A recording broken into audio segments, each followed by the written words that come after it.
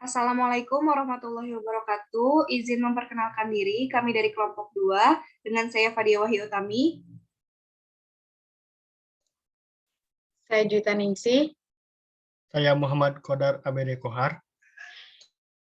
Kami akan memaparkan hasil penelitian kami dengan judul Peramalan Jumlah Pengiriman Wesel pada PT Pos Indonesia Cabang Samarinda dengan menggunakan metode pemulusan eksponensial ganda Brown dan Fogg.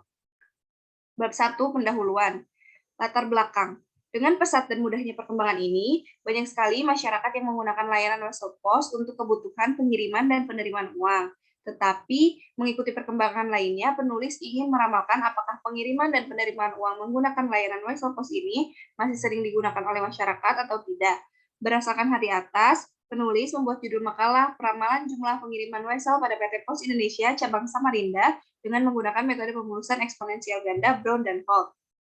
Identifikasi masalah. Yang pertama, bagaimana pola dari data jumlah pengiriman Wesel pada PT Pos Indonesia Cabang Samarinda tahun 2011 sampai 2018. Yang kedua, bagaimana perkiraan atau peramalan jumlah pengiriman Wesel pada PT Pos Indonesia Cabang Samarinda 3 periode ke depan. Dan yang ketiga, manakah model terbaik di antara metode pemulusan eksponensial ganda Brown dan Fogg. Adapun tujuan dalam penelitian ini adalah untuk mengetahui pola peramalan jumlah pengiriman Wesel pada PT Pos Indonesia Cabang Samarinda dan model terbaiknya. Manfaat penelitian yaitu yang pertama, memberikan informasi tentang data jumlah pengiriman Wesel pada PT Pos Indonesia Cabang Samarinda. Yang kedua, memberikan informasi tentang bagaimana cara memperkirakan jumlah pengiriman Wesel pada PT Pos Indonesia Cabang Samarinda dengan menggunakan metode pemulusan eksponensial ganda. Selanjutnya yaitu dilanjutkan oleh Juwita. Bab 2 yaitu tinjauan pustaka. Untuk teori mengenai variabelnya yaitu Wesel, teori penelitian yaitu teori metode pemulusan ganda untuk metode linear 1 parameter Brown dan metode linear 2 parameter dari Hall dan pengukuran kesalahan peramalan.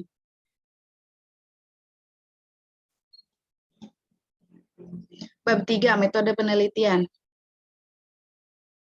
Deskripsi data objek penelitiannya yaitu jumlah pengiriman Wesel pada PT Pos Indonesia Cabang Samarinda, subjek penelitian pengguna jasa Wesel pada PT Pos Indonesia Cabang Samarinda, jenis datanya data sekunder, sumber datanya Badan Pusat Statistik Provinsi Samarinda. Langkah-langkah dalam penelitian. Studi literatur. Studi literatur dilakukan dengan mempelajari buku, jurnal, maupun situs internet yang berhubungan dengan tugas akhir ini. Pengambilan data pada tahap ini dilakukan pengambilan data secara sekunder untuk jumlah pengiriman dan penerimaan Wesel pada PT Pos Indonesia Cabang Samarinda tahun 2011 sampai 2018. Pengolahan data, mengolah data yang didapatkan dari tahap pengambilan data, kemudian melakukan peramalan dengan metode pemulusan eksponensial, yaitu pemulusan eksponensial linear 1 parameter dari Brown dan metode linear 2 parameter dari Hall. Dalam pengolahan data pada tugas kelompok, penulis menggunakan software Minitab. Bab 4 hasil dan pembahasan. Pada hasil plot data di atas terlihat bahwa data tersebut merupakan data tren, yang artinya data tersebut tidak stasioner, karena data pengiriman Wesel pada PT Pos Indonesia Cabang Samarinda mengalami penurunan setiap tahunnya. Pemulusan eksponensial ganda untuk Brown dan Hall. Dilihat dari hasil plot untuk Brown dengan level 0,2 dan tren 0,25 bahwa selang kepercayaan dengan forecast berdekatan. Artinya semakin dekat jaraknya atau semakin kecil selang kepercayaannya, maka semakin kecil error atau semakin baik ramalannya. Sedangkan untuk metode pemulusan dari Brown untuk optimal ARIMA, dilihat bahwa jarak selang kepercayaan dengan forecast berjauhan. Artinya semakin besar errornya atau semakin tidak baik ramalannya.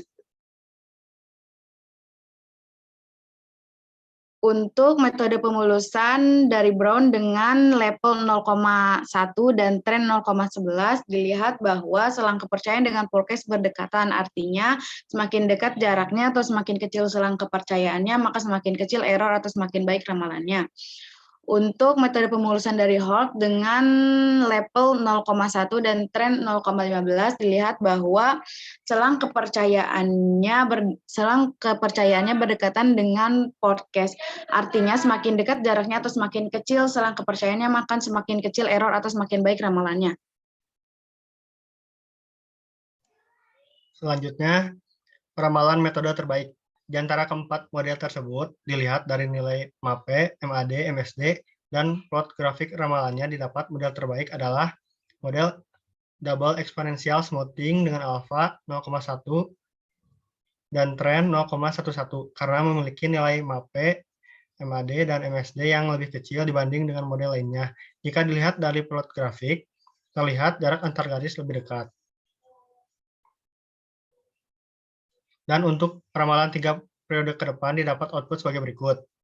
Yang artinya pada tahun 2019, 2020, dan 2021, pengiriman wesel pada PT Pos Indonesia Cabang Samarinda sebesar 51809,7, 12658,5, dan min 26492,7.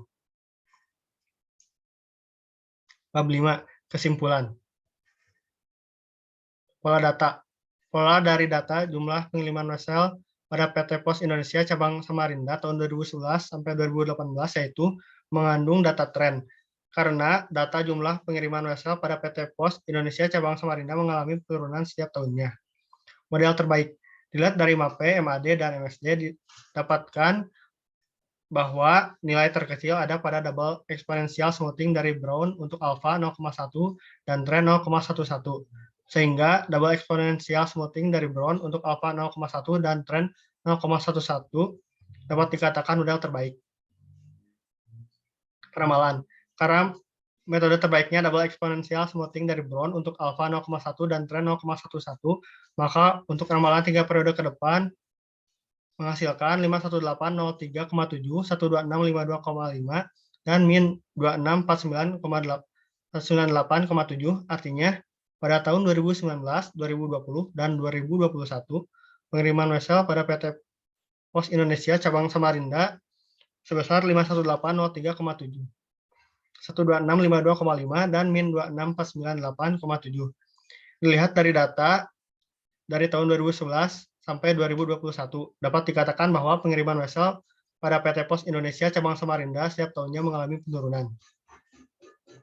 Saran. Dalam penelitian ini terdapat saran yang diajukan oleh peneliti. Adapun saran tersebut, yang pertama, dalam mengambil data sekunder harus diperhatikan bahwa data yang diambil berasal dari data yang akurat dan dari sumber terpercaya untuk menghindari adanya data palsu atau data yang tidak akurat. Yang kedua, dalam menjadikan data ke dalam tabel dibutuhkan ketelitian agar data yang dimasukkan tidak ada yang salah.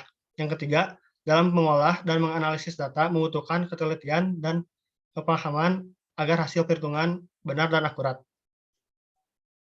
Demikian pemaparan dari kelompok kami. Mohon maaf apabila ada kekurangan dalam materi dan penyampaiannya. Wassalamualaikum warahmatullahi wabarakatuh.